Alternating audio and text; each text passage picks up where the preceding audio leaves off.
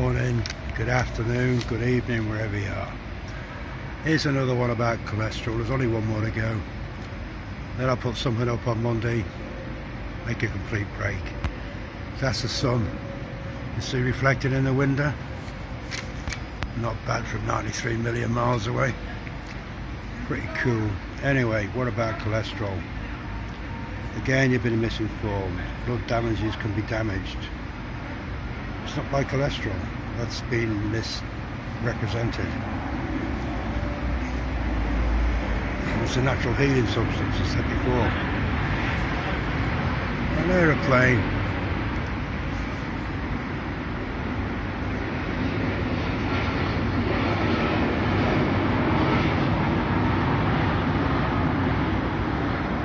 Anyway, let's carry on. And don't forget, notes will be on the website when I get them up, and then research on from there yourself.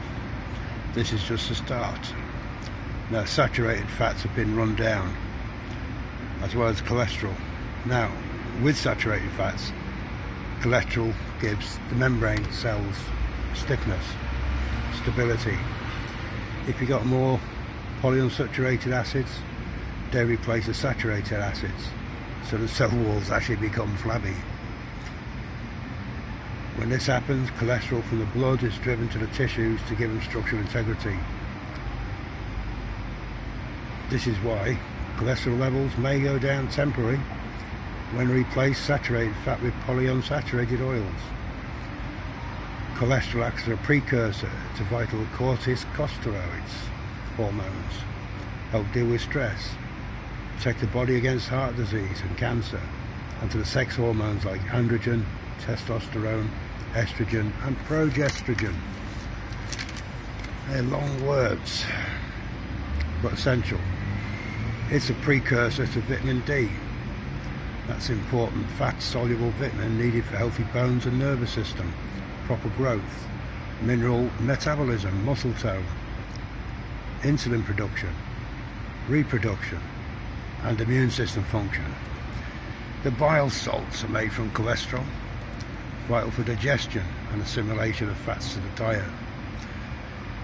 Recent research shows that cholesterol acts as an antioxidant. That's a likely explanation for the fact when cholesterol levels go up with age. Because as you get older, you need more antioxidants, so your body increases cholesterol, and that's made by the body. It's needed for the proper function of serotonin receptors in the brain. That's a feel-good chemical. Again, low cholesterol levels linked to aggressive, violent behavior, depression, and suicidal tendencies. Mother's milk is really rich in cholesterol and contains a special enzyme that helps a baby utilize the nutrient. Babies and children need cholesterol-rich foods throughout the growing years to prosper and have proper development of the brain and nervous system.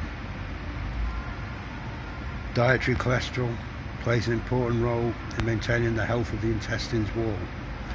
That's why low cholesterol vegetarian diets can lead to leaky gut and other intestinal disorders.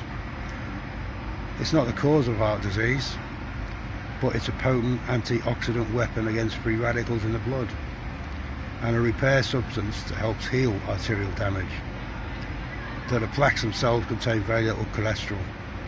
However, like fats, cholesterol can be damaged by exposure to heat and oxygen. Damaged or oxidized cholesterol seems to promote both injuries to the arterial wall as a pathological build-up of plaque in the arteries. Damaged cholesterol is found in powdered eggs and powdered milk.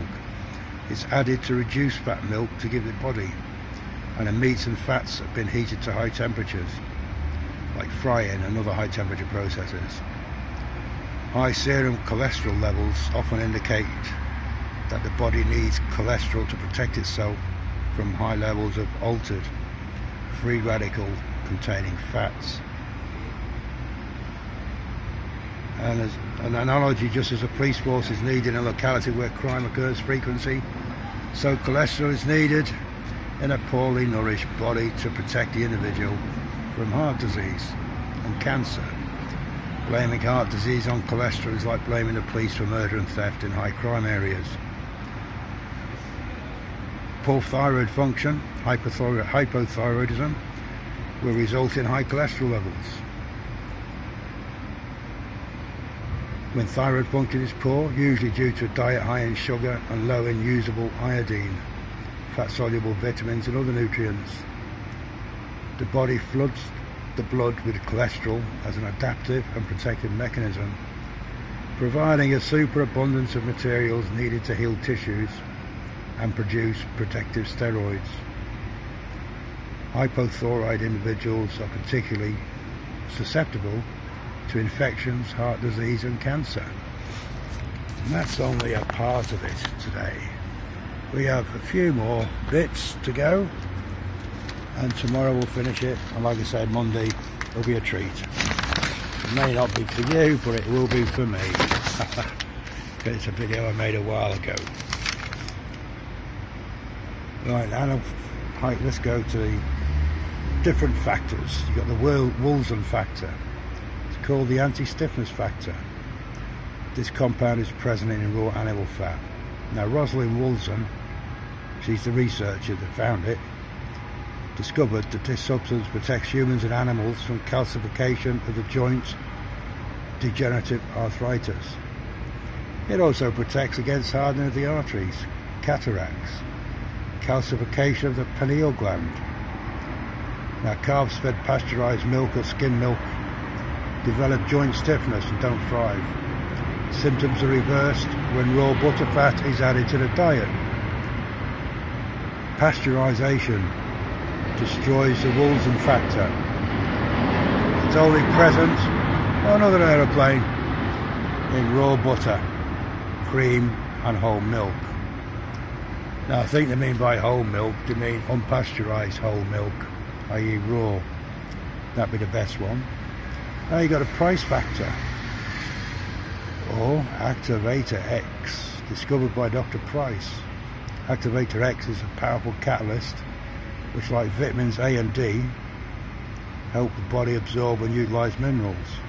It's found in organ meats from grazing animals and some seafood. Now, butter can be an especially rich source of Activator X when it comes from cows eating rapidly growing grass in the spring and fall.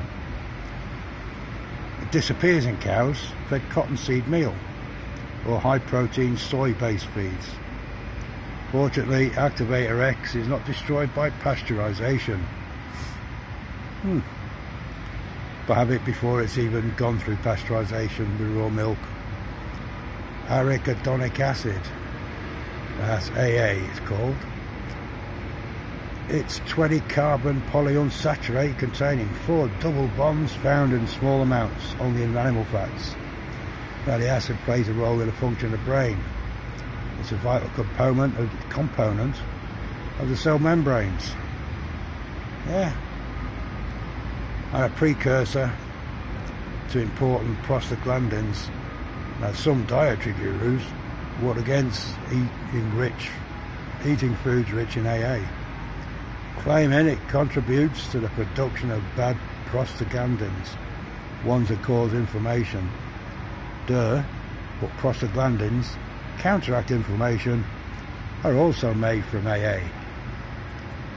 Short and medium chain fatty acids, they're essential. The perfect fat acid, they go straight to your liver, get converted to energy, and they float around your system doing all kinds of good things.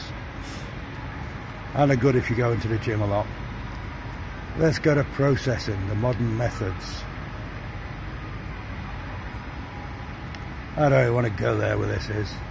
You get all those naturally occurring fruits and seed, nuts, have got to be extracted. In the older days, it was extracted by slow-moving stone presses. Now, oils pressed in large factories are moved by crushing the oil-bearing seeds and heating them to 230 degrees. The oil is then squeezed out at pressures from 10 to 20 tons per inch. At 230 degrees, you're converting it already, which provides more heat. Then they're also exposed to damaging light and oxygen. And in order to get the last 10% or so of oil from the seeds, processors treat the pulp with one of a number of solvents. usually hexane. The solvent's then boiled off, though 100 parts per million remain in the oil. Now then, the solvents they use are toxic. They also retain toxic pesticides adhering into the seeds and grains before processing begins. So hey, don't use them. Lose the 10% or find another way. Now,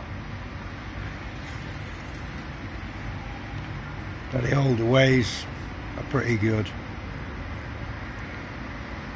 There's a safe modern technique for extraction that drills into the seeds, extracts the oil and a cargo of antioxidants under low temperature with minimal exposure to light and oxygen.